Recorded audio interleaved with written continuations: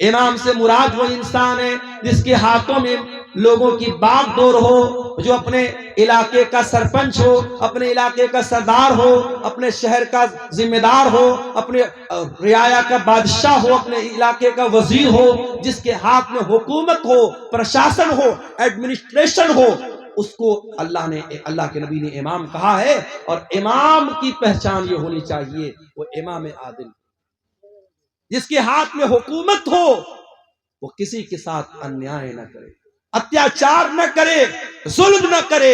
اگر حکومت ہے اور اتیاچاری ہے، وہ ظالم ہے، اللہ کے اس کی بڑی سخت پکڑ۔ قیامت کے دن جب سورج 1 میل کی دوری پر ہوگا، گرمی سے لوگ بے حال ہوں گے، پسینے میں ڈوبے ہوئے ہوں گے، اللہ کے نبی فرماتے ہیں سبعۃ یظلھم اللہ فی ظلہ یوم لا ظل الا ظلہ۔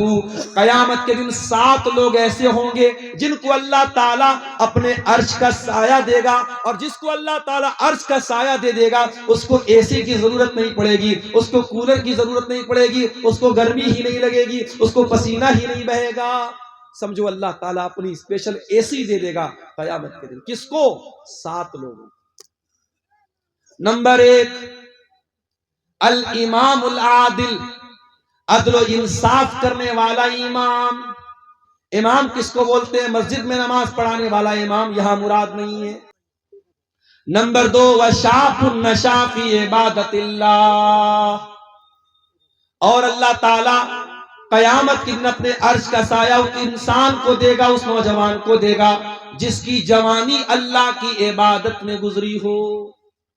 جوانی اللہ کی عبادت میں گزری، جس کی جوانی مستیوں میں، حرام کاموں میں، عیاشی میں نہ گزری ہو، جس نے اپنی جوانی کو اللہ کی عبادت میں گزارا۔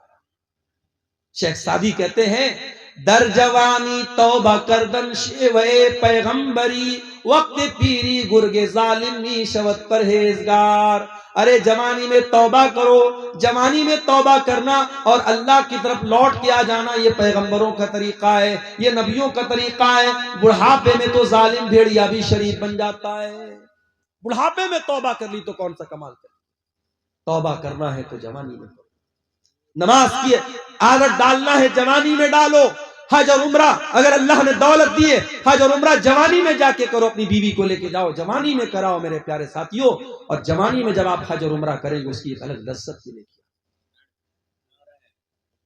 اس کے بعد فرمایا وَرَجُلَانِ تَحَابَّا فِي اللَّهِ اجْتَمَعَا عَلَيْهِ وَتَفَرَّقَا عَلَيْهِ، اور 2 لوگ آپس میں محبت کرتے ہوں اللہ کے لیے، ملتے ہوں تو اللہ کے لیے، جدا ہوتے ہوں تو اللہ کے لیے۔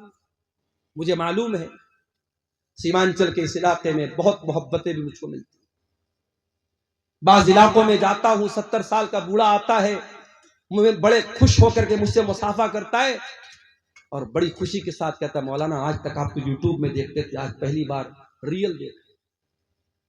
ایسی بوڑھی عورتوں کے فون بھی میرے پاس آتے ہیں جو کہتی ہیں کہ مولانا رات میں آپ کی تقریر سنے بغیر نہیں سوتی، میرا کوئی رشتہ نہیں ہے ان سے، کوئی ریلیشن نہیں ہے، میں ان کے علاقے کا نہیں ہوں۔ پھر یہ محبت کیوں ہے؟ یہ محبت اس لیے ہے کہ کہیں نہ کہیں دل میں یہ بات ہے کہ یہ اللہ کی بات بتا رہا ہے، رسول کی بات بتا رہا ہے۔ اللہ کی محبت یہ ہمارے اور آپ کے رشتے کو جوڑ رہی ہے۔ 7 دسمبر کو میرا پروگرام تھا رتنی میں، اسی کٹیہار کے رتنی علاقے میں۔ مجبوری آ سکتی ہے، مس ہیپننگ آ سکتی ہے۔ سنیچر کا دن تھا، پروگرام میں نہیں آ سکا، چھٹی نہیں مل پائی۔ ذمہ داران مجھے آخری دن تک فون کرتے رہے، میں 1 ہفتہ پہلے ان کو بتا دیا میں نے کہ دیکھیے بہت سختی ہو گئی ہے، چھٹی نہیں مل رہی ہے، لیکن پروگرام میں نہیں آ پایا۔ بعد میں بہت لوگ ناراض بھی ہوئے، لوگوں نے وہاں کمیٹی والوں کو کہا کہ یہ لوگوں نے جھوٹ موٹ بات نہیں کی، مولانا سے نام دے دیا۔ ہم سب کو یہ بات سمجھنی چاہیے، جلسے کے مینجمنٹ کمیٹی کو بھی سمجھنا چاہیے اور عام پبلک کو بھی یہ سمجھنا چاہیے کہ جس مقرر کو ہم بلاتے ہیں وہ بھی انسان ہے، اس کے ساتھ مجبوری آ سکتی ہے، اس کے ساتھ کوئی حادثہ ہو سکتا ہے، اور خاص طور سے اگر وہ انسان کسی ادارے کے ساتھ جڑا ہے، کسی بندھن میں ہے، کسی ملازمت میں ہے، تو پھر اس کے ساتھ اور مجبوریاں بھی ہو سکتی ہیں۔ ہمیں تمام باتوں کا لحاظ رکھنا چاہیے۔ محبت کبھی کبھی بہت بھاری پڑ جاتی ہے. اب کہیں میں نہیں پہنچ پایا، جلسے والے جانتے میری مجبوری ہے، لیکن عام پبلک نہیں جانتی. عام پبلک جلسے والوں کو دوشی قرار دیتی ہے، اور وہ لوگ نہیں سمجھتے کہ میں کسی مجبوری کی وجہ سے مولانا نہیں آ پائے. تو اللہ کے نبی فرماتے کہ دو لوگ جو محبت کرتے ہو اللہ کے لیے کرتے، پیسے کے لیے محبت بہت ہوتی ہوگی، زمین جائیداد کے لیے محبت بہت ہوتی ہوگی. نیتا جی آتے ہیں آپ کے پاس، بڑی محبت کی بات کر رہے ہیں، نیتا جی ووٹ لینے کے لیے آتے ہیں، سال بھر پھر ووٹ مل جاتا ہے، پھر 5 سال غائب ہو جاتے ہیں. مگر وہ محبت کہ رات میں آپ جب دعا کے لیے ہاتھ اٹھاتے ہیں تو آپ دعا کرتے ہیں، وہ محبت اللہ کے لیے. یوں اتر پردیش کے اندر ایک شادی میں مسلمان لڑکے نے اپنی بارات کے موقع پر، اپنی شادی کے موقع پر 20 لاکھ روپیہ ہوا میں لہرا دیا. 20 لاکھ روپیہ نوٹوں کی گڈی کو ہوا میں لہرا دیا کہ صاحب میں بہت خوش ہوں، آج میری شادی. میرٹھ کے اندر، اتر پردیش میں میرٹھ ایک جگہ ہے، میرٹھ میں ایک مسلمان کی شادی ہوئی اور لڑکے کو سسرال سے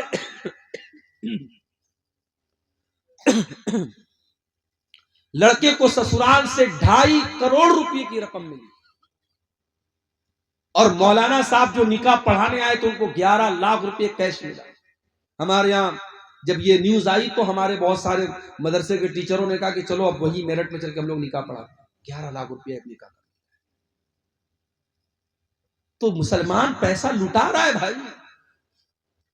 آج آپ جا کے دیکھ لیں، جتنے کھانے پینے کی دکانیں ہیں وہاں غیر مسلموں کی بھیڑ آپ کو نہیں ملے گی، مسلمانوں کی.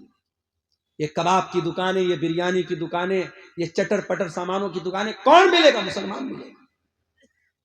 ابھی میں کٹیہار اسٹیشن کے باہر دیکھا، کوئی چائے والا تھا، چائے کی دکان پہ وہ چائے بیچ رہا ہے، ہانڈی والی چائے، بڑی مشہور چائے بھائی. اس کی چائے پینے زیادہ نوجوان مسلمان جا رہے ہیں اور چائے بھی پی رہے، ساتھ میں سگریٹ کا دھواں بھی اڑا رہے ہیں. دولت اللہ کی بہت بڑی نعمت ہے میرے بھائی. اس دولت کا حساب دینا پڑے گا آپ کو. کہاں خرچ کیا آپ نے، کہاں سے آئی یہ دولت، اللہ کو حساب دینا. 5واں سوال کیا جائے گا، وَمَاذَا عَمِلَ فِي مَا عَلِمَ. تو نے جو علم حاصل کیا، ہر سال تیرے مدرسے کا جلسہ ہوتا تھا، تو پریوار کے ساتھ جلسے میں جاتا تھا، عورت بھی جاتی تھی، مرد بھی جاتا تھا. کبھی بنارس سے کوئی عالم آیا، کبھی دلی سے آیا، کبھی کلکتہ سے آیا، کبھی اٹاوا سے آیا. تو نے علماء کے بیانات کو سنا. وَمَاذَا عَمِلَ فِي مَا عَلِمَ. تو نے اس علم کے اوپر عمل کتنا کیا؟ عمل کچھ نہیں، عمل کچھ نہیں. پچھلے سال بھی جو بے نمازی، اس سال بھی بے نمازی. پچھلے سال بھی جو سود کھاتا تھا، اس سال بھی سود کھا رہا ہے. پچھلے سال جو جوا کھیلتا تھا، اس سال بھی جوا کھیل رہا ہے. پچھلے سال جو زنا میں ملوث تھا، اس سال بھی زنا میں ملوث ہے. میرے پیارے ساتھیوں، اگر اتنی تقریروں اور جلسوں کے باوجود اگر ہم عمل نہیں کرتے ہیں، معاف کیجئے، یہ انرجی، یہ پیسہ، یہ سرمایہ، یہ کیپٹل جو لگ رہا ہے ان جلسوں پر، ان تقریروں میں، سب برباد نہ ہو جائے، کہیں قیامت کے دن ہمارے لیے مصیبت نہ بن جائے. کیونکہ اللہ پوچھے گا، وَمَاذَا عَمِلَ فِي مَا عَلِمَ. تو نے جو علم حاصل کیا اس علم کے اوپر تو نے عمل کیا. مئی جون کا مہینہ آتا ہے، ہم سے گرمی برداشت نہیں ہوتی. جس کے گھر میں اللہ تعالیٰ نے طاقت دی وہ اے سی لگواتا ہے، جس کے گھر میں استطاعت اے سی کی نہیں وہ کولر لگواتا ہے، جس کے گھر میں کولر نہیں کم سے کم پنکھا چل رہا ہے. ہم سے گرمی برداشت نہیں ہوتی. ہم ٹرین کا سفر کرتے ہیں، ہم کوشش کرتے ہیں اے سی میں سفر کریں. گرمی کے موسم میں ہم سلیپر میں سفر نہیں کر سکتے. میرے پیارے ساتھیوں، کبھی آپ نے سوچا اور غور کیا کہ قبر کی اس 2 گز زمین کے اندر جب آپ جائیں گے، وہاں کون آپ کو اے سی دے گا، وہاں کون آپ کو کولر دے گا، وہاں کون آپ کو پنکھا دے گا؟ اللہ کے نبی فرماتے ہیں، اگر مرنے والے کا عمل ٹھیک نہیں ہے، اس کا عقیدہ ٹھیک نہیں ہے، اس کی قبر کو اس کے اوپر تنگ کر دیا جائے گا، اس کی قبر کو ٹائٹ کر دیا جائے گا. اتنا ٹائٹ کر دیا جائے گا اس کے بدن کی پسلیاں ایک دوسرے کے ساتھ مل جائیں گی، اور بہت ہی خطرناک قسم کا فرشتہ آئے گا، اور ایسی شکل میں آئے گا، بڑی ہیبت ناک شکل میں آئے گا، اور ہتھوڑے سے اس کے سر پہ مارے گا اور وہ چلائے گا. وہ مرنے والا جو قبر میں ہے وہ چلائے گا، اور اس کے چلانے کی آواز کو انسان اور جنات کے علاوہ ساری مخلوقات سنیں گی، سارے جانور سنیں گے. وہاں اس قبر کے عذاب سے بچنے کی میرے بھائیو ہم نے کیا